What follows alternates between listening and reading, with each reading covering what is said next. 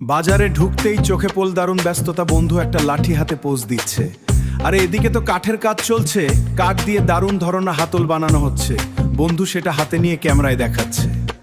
এবার চলে এলাম মাছের বাজারে। বড় বড় রুই, কাতলা আর একদম ফ্রেশ চিংড়ি। আর এইটা দেখুন, বিক্রেতা ভাই বিশাল সাইজের জ্যান্ত একটা মাছ তুলে দেখালেন, একেবারে তাজা। সবজির দোকান পার হয়ে চলে এলাম হাঁস মুরগির বাজারে। খাঁচায় দেশি মুরগি আর সুন্দর সুন্দর কবুতর।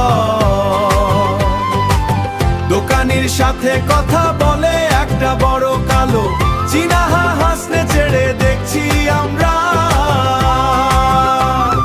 নিচে সারি হাঁস বসে আছে, আমরা একটা বড় সোর সাদা রাজহাঁস ধরে এর সাইজ চেক করছি।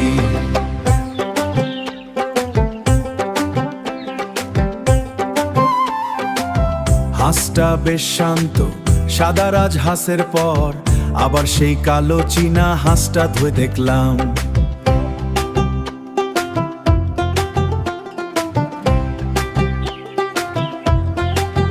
বাজারে এই কোলাহলের মাঝেই বন্ধুদের সাথে একটু হাসি ঠাট্টা আর মজা চলছে। এরপর আমরা আবার সামনের দিকে এগোলাম। রাস্তার দুপাশে তাজা সবজি, বস্তা ভর্তি পেঁয়াজ, আলু আর লটকন ফলের পসরা।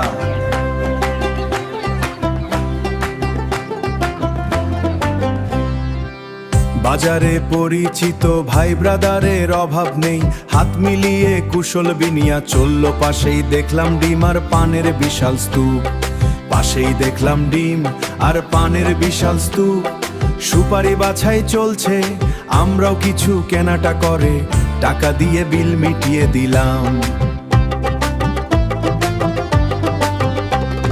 মশলা আর ডালের বস্তার পাশ দিয়ে হাঁটতে হাঁটতে বাজারে বাইরে চলে এলাম। রাস্তায় আরেক পরিচিত ভাইয়ের সাথে দেখা। ভাইয়ের সাথে দেখা, চলো হাত মেলানো। ঝুড়ি ভর্তি কাঁচামরিচ, তাজা আনমুজ দেখতে আমরা সোজা ঢুকে পড়লাম একটা লোকাল রেস্টি হচ্ছে।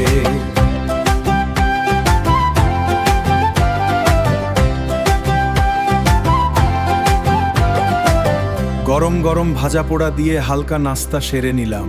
আর ঘোরাঘুরির শেষটা হলো বন্ধুদের সাথে জমিয়ে এক কাপ চা পানের মধ্য দিয়ে। দারুণ ছিল আজকের বাজার আড্ডা।